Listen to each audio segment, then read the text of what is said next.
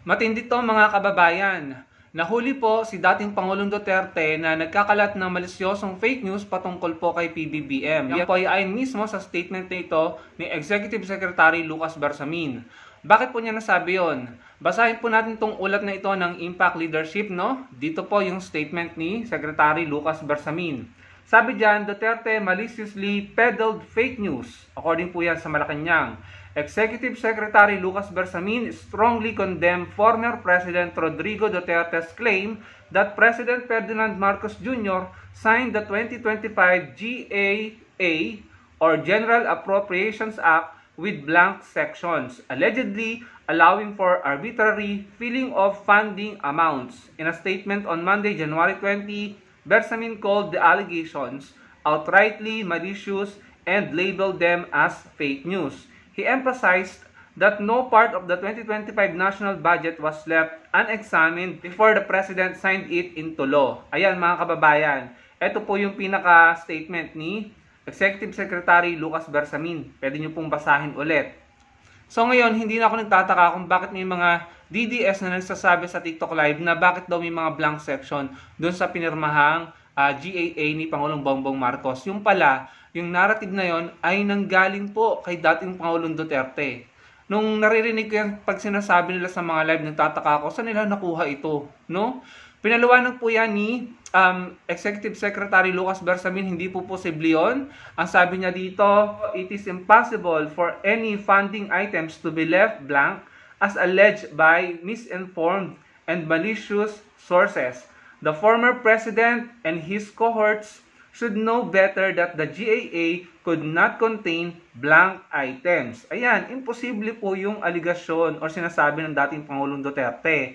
Siyempre, magre-react doon ang mga senators, no? At yung mga congressman. Hindi po pwede yan. So talaga naman pong nakakadurog po ito ng puso dahil malisyosong parang sinasadya po na magkalat ng fake news laban po, no? Sa Pangulong Bongbong Marcos Jr. And ayun na nga po yung nangyari. Ina-amplify at nagiging narrative po ng mga DDS or mga supporter ni dating Pangulong Duterte.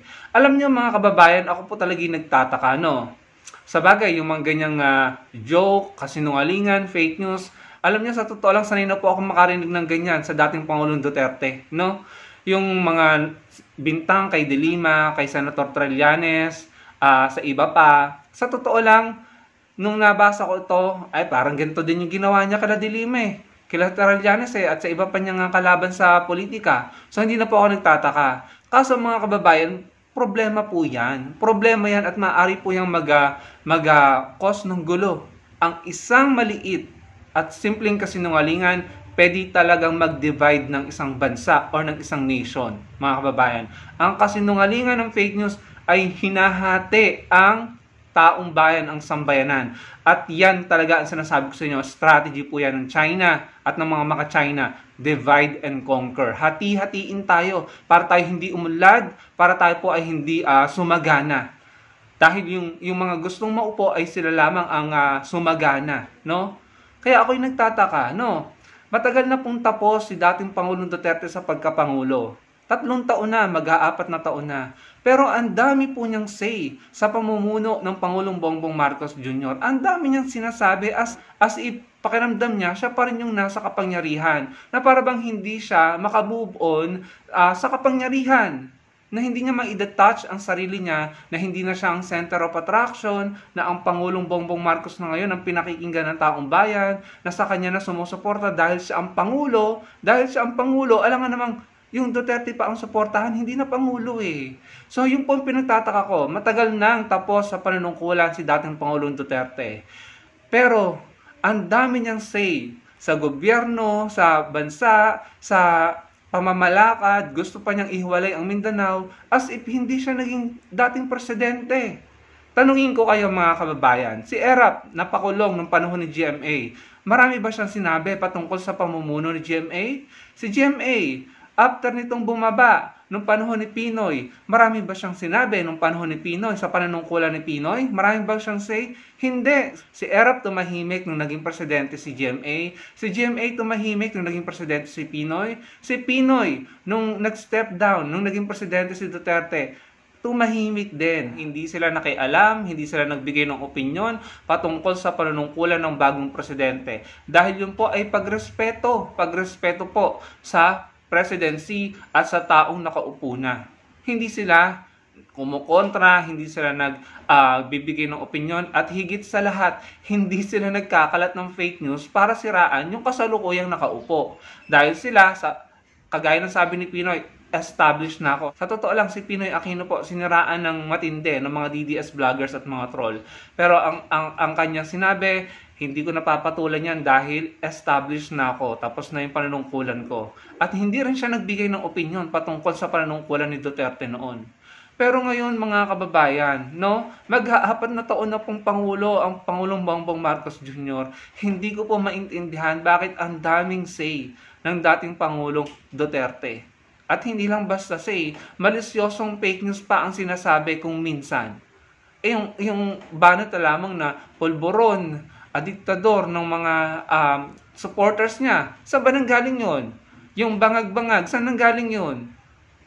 Saan ka nakakita ng ganyan mga kababayan? After, nung akong inabot ko lang naman kasi talaga na meron akong yung parang kaalaman na, ay panahon po ni Erap hanggang kay Pinoy. After nilang bumaba silang tatlo, hindi sila nagbigay ng opinion, hindi nila kinontra yung mga pumalit sa kanilang presidente, at higit sa lahat, hindi sila nagkalat ng fake news para masira siguro or siraan ang kasalukuyang presidente. Pero ngayon, na meron tayong nagtatrabahong presidente, ginagawa naman niya ang lahat. Yung mga taga-kabilang kubol, ginagawa din po ang lahat para pabagsakin at siraan ang pamumuno ng Pangulong Bongbong Marcos Jr. Ang layunin talaga nila ay paghati-hatiin tayo, pagwatak-watakin, pabagsakin, paalisin. Yun po ang nakikita kong ginagawa nila para sila na naman ang mamuno. Yan ang gusto nila, na saktan ng mga Pilipino, galitin ng mga Pilipino, para yung mga Pilipino maging instrumento na naman po ng pagpapaalis sa Pangulo, para sila ang maging makinabang na naman. Mga kababayan, hindi ko na po talaga alam bakit sila ganyan. Hindi niya, I don't know kung hindi niya matanggap na hindi na siya ang nasa kapangyarihan, na hindi na siya ang center of attraction, na hindi na siya ang Pangulo. Hindi ko alam kung hindi niya matanggap yon, and obviously, gusto nilang paalisin ang Pangulong Bongbong Marcos Jr. Kaya nandito kami, Imagine, nagamit ng narrative ng mga DDS yan sa TikTok. Hindi ko lang alam sa ibang platform. Nandito kami para mag-raise ng awareness na ikalat yung totoo, ikalat yung tamang nangyari, para hindi po tayo magkawatak-watak mga kababayan. We can no longer afford na magkaroon na naman ng mga pro-China at puppet ng China na mamumuno sa atin. Dadagsa na naman po ang pogos, mga hindi ko alam kung ano pang pwedeng mangyari sa bansa, yung sa West Philippine Sea, yung mga nakakapasok na illegal na droga sa custom. Sobrang sakit na po kung mangyayari na naman yan. Wala na. Para na tayong pinamunuan ng sabi nga nila, para tayong pinamunuan ng sindikato, ng mafia, nung nakarang administrasyon.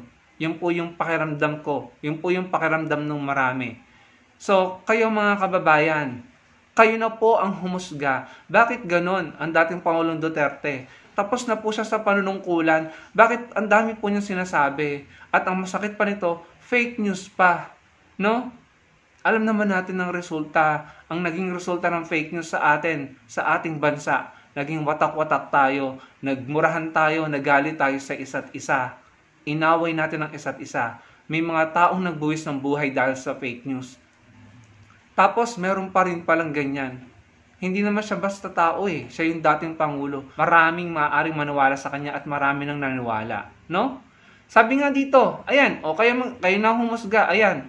Mismong mga supporter nila ang nagsishare pa. Ayan, Maharlika Boljakera. Pang-iintriga daw, Pang-iintriga daw po ang ginagawa ng dating Pangulong Duterte. Eto mga kababayan, ibinahagi pa ni Maharlika, proud na proud pa siya. Sabi ni PRRD, Magaling ako magtanim ng intriga, kaya naging presidente ako. Magtanim ka lang ng magtanim ng intriga. Yan, sabi ni Duterte yan. Kung ako nagkakamali, sa Quadcom niya to sinabi, if I'm not mistaken, or sa hearing sa Senate, pwede niyo pong i-research. Pero ayan, proud na proud pa siya dun sa ganung style, dun sa ganung sistema. Ang pagtatanim ng intriga, pagkakalat ng kasinungalingan ng fake news, tama ba yon mga kababayan? Tama ba yon?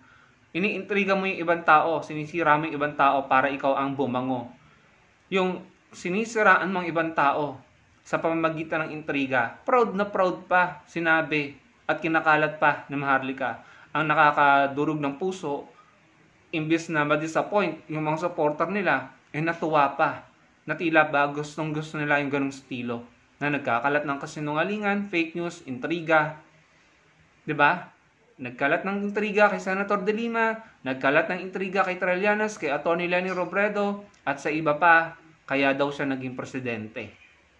Nagkalat ng intriga. Doon daw siya magaling magtanim ng intriga. Aminado naman sila eh. Kaya ako, hindi na rin ako na-surprise nang nabasa ko yung pag-call out ni Secretary Lucas Bersamin sa pagkakalat po ng fake news, malisyosong fake news ni dating Pangulong Duterte laban kay PBBM. So kayo na po ang humusga. Kung kayo po ay papayag na magkaroon ulit tayo ng ganyan, ng ganyang estilo ang pamumuno, yung ganyan po ang paraan ng pamumuno, Si VP Sara, kaya hanggang ngayon hindi ko pinaniniwalaan yung kanyang bintang sa camp ni PBBM na merong threat ang buhay niya, na may banta sa buhay niya from the camp of the President Marcos Jr. Hanggang ngayon hindi ko pinaniniwalaan yon. At para sa akin, pang-iintriga lang yon dahil hanggang ngayon, hindi siya nakikipag-coordinate sa NBI, hindi siya sumupot sa subpoena, hindi niya pinapakita sa media or sa otoridad ang impormasyon at proof na merong banta sa buhay niya. So, yung mga sinasabi din ni VP Sara, patungkol po kay PBBM, para po sa akin, intriga lang din yon. And maraming nagsasabi, pareho sila ng style ng kanyang tatay, Sila pong mag-ama. Kaya kayo na lang po ang humusga mga kababayan. Ako naman po yung nagra-raise ng awareness at nagbibigay ng reaksyon. Salamat po sa inyong panonood. Sana po i-like yung video natin para yung iba makita yung ating ibinahagi.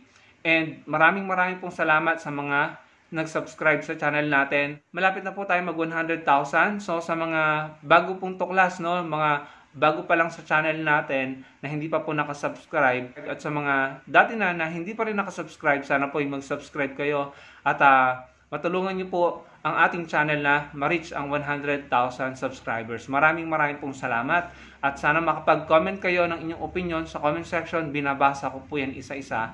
Hindi lamang po ako nagre-reply at magkita-kita po tayo sa susunod kong video. Maraming pong salamat.